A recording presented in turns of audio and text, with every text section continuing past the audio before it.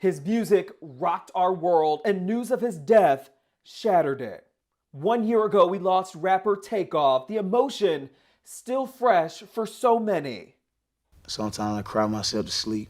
But it also energized his bandmate Quavo to do something about the crisis lurking in our communities. Gun violence, from the studio to the White House. We live at the White House. Key leaders at the White House are stepping into the shade room. We don't have time to waste. What came out of that eye-opening meeting that Quavo had with Vice President Kamala Harris recently, and how Takeoff's loved ones are making sure he'll never be forgotten. I'm Justin Carter. This is a special TSR Investigates Updates.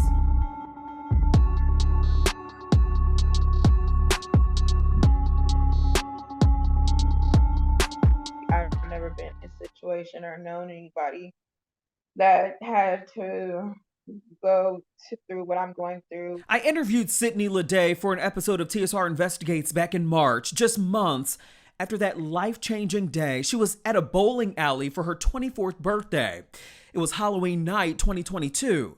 Everything happened within a few seconds, and as soon as I saw a weapon, I tried to hurry up and get out of there. She said she felt a sting in her head, but had no idea she was shot in the head. One of the 3 people shot after a fight broke out that night. 28-year-old Kershnick Ball, known as rap superstar Takeoff, was also shot in the head and his arm. He died. It sent shockwaves around the world and an immeasurable pain for his uncle and bandmate Quavo, who was there and watched it happen. He sat down and shared his thoughts this summer, something he wanted his fans to hear from him. I miss him a lot, and I love him. He know I love him. That's what we always know. So like when you see me and see me smiling or nothing, something like that, you don't gotta never think like I forgot about him or I forget about him. I think about him all the time. Sometimes I cry myself to sleep. He says he often connects with Takeoff through the music. All the songs, like every Migos record, I come down there, I like record the hook and the verse, and then I go play it for the boys, and they tell me what's, you know what I'm saying, what's going and what they like and what they gonna get on, and then we'll take it to like the album. So that's how we finish it. So now he's gone, and I don't have nobody, to play the music for. So now I just try to connect with the earth and just try to hear him like that. And keying in on his newfound purpose in life, establishing the Rocket Foundation, supporting community organizations that are fighting right now for solutions to end gun violence. We're here. He touched on it during a trip to Washington, D.C. for a candid conversation with Vice President Kamala Harris and Takeoff's mother and sister. I want my nephew life to mean a lot to a lot of people around the world, and most definitely the culture. Changing the game from style to swag to jury. Now we're gonna change it from guns into to laws. And he's serious, speaking on panels about the urgency to end gun violence at the 2023 Black Congressional Caucus. It's the same urgency that Greg Jackson is tasked with 5 months into his role as the White House Deputy Director in the Office of Gun Violence Prevention. And at this point, gun violence is now the #1 cause of premature death for all Black men in America.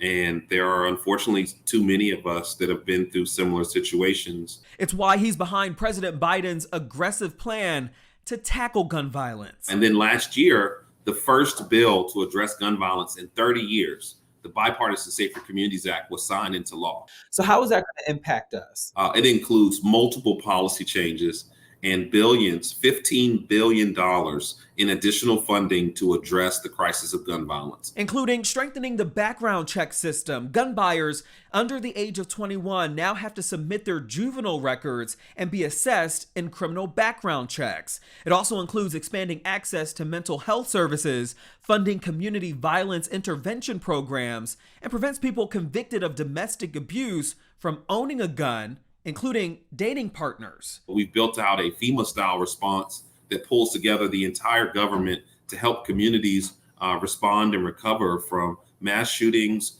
or from these really huge concentrations of violence in our inner cities every day. Stephanie Young is a senior advisor to Vice President Kamala Harris. She stepped into the shade room as she spends a lot of time with the vice president. She says the meeting with Quavo was a pivotal moment. Do you remember what she recalled about that conversation? That was a very powerful meeting. So there was a lot of raw emotion and grief. I know that she left that meeting energized, obviously very moved, but energized in figuring out and working with the new White House Office of Gun Violence Prevention and also with staff on how we're going to really push the ball forward on this. We're calling on Congress to do more background checks, pass red flag laws, ban high capacity magazines and weapons, and renew the assault weapons ban. Nothing in this country will get solved if we as kind of ordinary American citizens don't step up and take lead on it.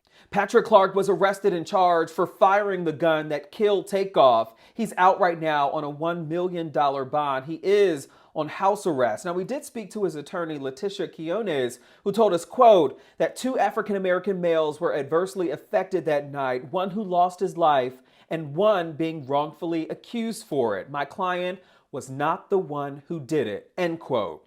Clark's next pretrial court hearing is in January. Now, we do have some numbers for you as well. Nearly 49,000 people died from gun-related injuries in the United States in 2021. That's an 8% increase from 2020, which back then was a record-breaking year for firearm deaths. It dipped slightly in 2022 to just over 48,000. Nonetheless, it's all far too many. For TSR Investigates Updates, I'm Justin Carter.